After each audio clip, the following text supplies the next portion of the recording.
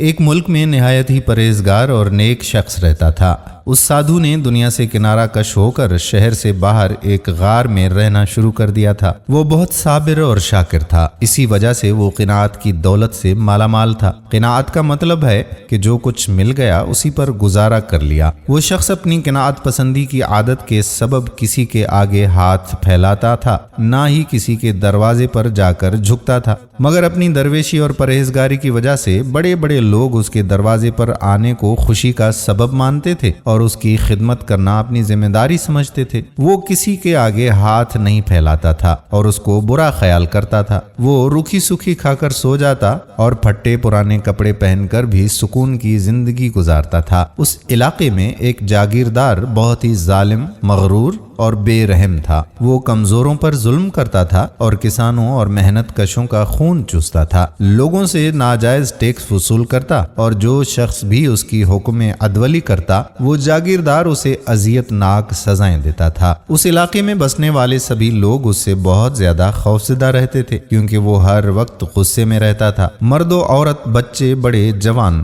سبھی اس کے ظلم کا شکار تھے، جن پر وہ رحم کھانے پر قطعاً آمادہ نہیں تھا۔ اس نے اپنی حفاظت کے لیے محافظوں کی ایک فوج تیار کر رکھی تھی جو اس کے ہر حکم کی تعمیل کرتی اور لوگوں پر ظلم و ستم کے پہاڑ توڑنے میں ذرا بھی رحم دلی کا مظاہرہ نہیں کرتی تھی۔ ظالم جاگیردار کے غنڈے دن رات علاقے میں گشت کرتے، لوگوں سے گنڈا ٹیکس وصول کرتے، بھتہ خوری کرتے، دکانداروں کو ستاتے۔ وہ لوگ دکانوں سے من مرضی کی اشیاء اٹھا کر لے جاتے اور ان کی قیمت تک ادا نہیں کرتے تھے۔ ظالم جاگیردار کے ظلم سے تنگ آ کر بہت سے لوگ اس علاقے کو چھوڑ چکے تھے۔ جاگیردار کے ستائے ہوئے لوگ جہاں جہاں بھی گئے انہوں نے اس ظالم جاگیردار کو بدنام کیا، اس کے ظلم کے قصے لوگوں کو سنائے اور سننے والوں نے بھی اس جاگیردار پر لعنت بھیجی۔ گاؤں میں جو عورتیں رہ رہی تھیں وہ جب چرخہ کاٹنے بیٹھا کرتی تو آپس میں اس ظالم جاگیردار کے بارے میں ہی باتیں کرتی اور اس کے ظلم و ستم کے قصے ایک دوسرے کو سنا کر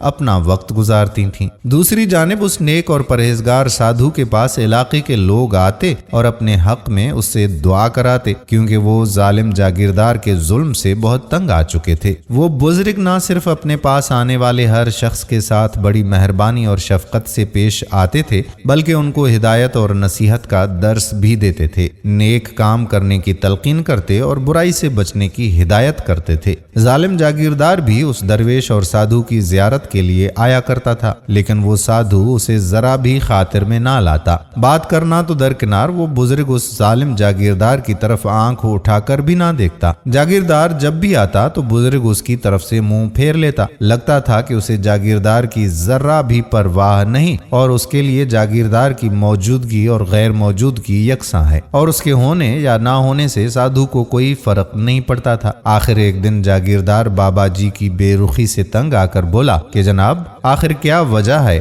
کہ میں آپ کی طرف دوستی کا ہاتھ بڑھاتا ہوں مگر آپ میری طرف ایک نظر دیکھنا بھی پسند نہیں کرتے اور میری بجائے کمزور، لاچار اور غریب انسانوں کے ساتھ بڑی خوش دلی کے ساتھ پیش آتے ہیں، جسے دیکھ کر مجھے بڑی تکلیف پہنچتی ہے کیونکہ میں بھی آپ کے ساتھ اتنی ہی عقیدت رکھتا ہوں۔ ظالم جاگیردار نے اپنی بات کو جاری رکھتے ہوئے کہا کہ اے سادھو، دیکھ، میں تجھ سے زیادہ عزت اور حیثیت والا آدمی ہوں۔ میں عام شخصیت نہیں بلکہ جاگیر کا مالک ہوں۔ اس علاقے میں مجھ سے بڑا جاگیردار اور کوئی بھی نہیں ہے، سب لوگ مجھ سے ڈرتے ہیں۔ اس کے باوجود میں تم سے کسی امتیازی سلوک کا مطالبہ نہیں کرتا مگر تو نے ہمیشہ دوسروں کے برابر مجھے کوئی اہمیت نہیں دی۔ عام لوگوں کی طرح مجھ سے یکسر مختلف سلوک کرتے ہوئے ہمیشہ میری نفی کی، مجھے کوئی اہمیت نہیں دی۔ تم مجھ سے بات نہیں کرتے اور یہی بات مجھے بہت تکلیف دیتی ہے۔ میں آج تم سے بات کر کے رہوں گا اور اپنی بات کا جواب ضرور حاصل کروں گا۔ ظالم جاگیردار کا عجیب و غریب مطالبہ سن کر سادھو کو بہت غصہ آ گیا۔ اس نے ظالم جاگیردار سے کہا کہ او ظالم آدمی، تو دوسروں کے برابر سلوک کا کس طرح مستحق ہے؟ تو اس علاقے میں بسنے والے سبھی انسانوں کے لیے سر سے لے کر پاؤں تک آزار اور اذیت کا باعث بنا ہوا ہے۔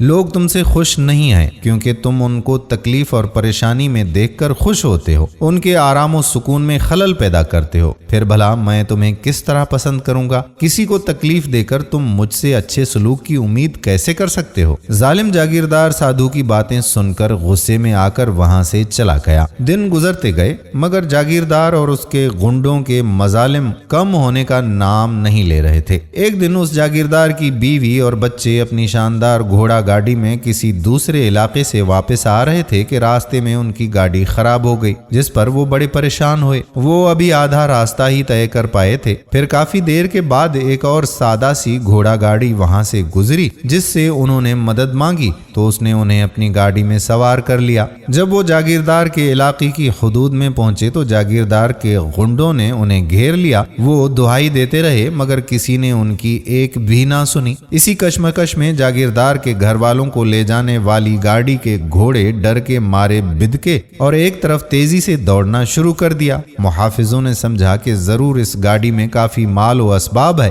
اسی لیے یہ لوگ بھاگ رہے ہیں. لہٰذا انہوں نے گاڑی کا پیچھا کیا مگر گھوڑے کسی کے قابو میں نہیں آ رہے تھے. وہ تیزی سے آگے بڑھے اور اچانک ایک گہری کھائی میں گر گئے, جس کے نتیجے میں ظالم جاگیردار کے سبھی اہل خانہ مارے گئے. یوں وہ جاگیردار اپنے ہی کھودے ہوئے کنویں میں گر گیا اور اسے اپنے کرموں کی سزا مل گئی. پھر اس کا دل ہر چیز سے اچاٹ ہو گیا اور وہ ہر وقت روتا رہتا تھا. ایک دن وہ سادھو اس کے پاس آئے اور اس کی حالت دیکھ کر کہا کہ ظالم کو کہیں چین نہیں ملتا. تم نے بستی والوں پر اپنے مظالم کی انتہا کر دی تھی جس کا خمیازہ تمہیں بھگتنا پڑ گیا, مگر اب پچھتائے کیا ہوت جب چڑیا چگ گئی کھیت. بزرگ نے اپنی بات جاری رکھتے ہوئے کہا کہ تیری وجہ سے علاقے کے لوگ سخت تکلیف اور پریشانی میں تھے. تو نے ان پر ظلم و ستم کے پہاڑ توڑے اور بہت سے لوگ تیرے شر سے بچنے کے لیے یہاں سے نقل مکانی کرنے پر مجبور ہو گئے. ان کے گھر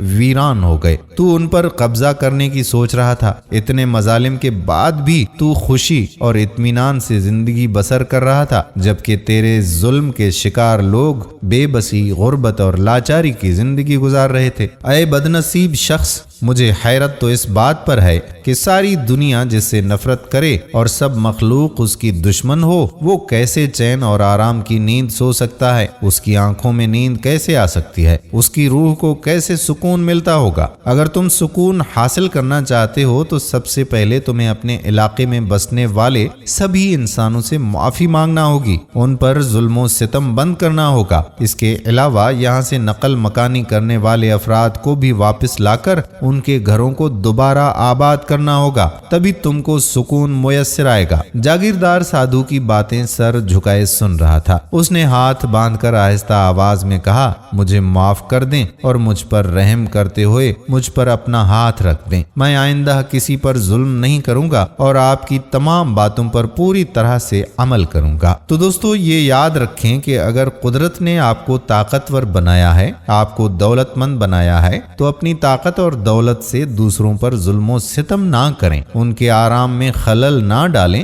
بلکہ اپنی طاقت اور دولت کے بلبوتے پر مظلوموں کی مدد کرتے ہوئے ظالموں کے آگے سیسا پلائی دیوار بن جائیں. ہم امید کرتے ہیں کہ ہماری آج کی یہ ویڈیو آپ کو ضرور پسند آئی ہوگی اور اپنے دوستوں کے ساتھ اسے شیئر بھی کریں گے. آنے والی ویڈیو تک اپنے میزبان قادر بخش کلہوڑو کو اجازت دیجیے. اللہ حافظ.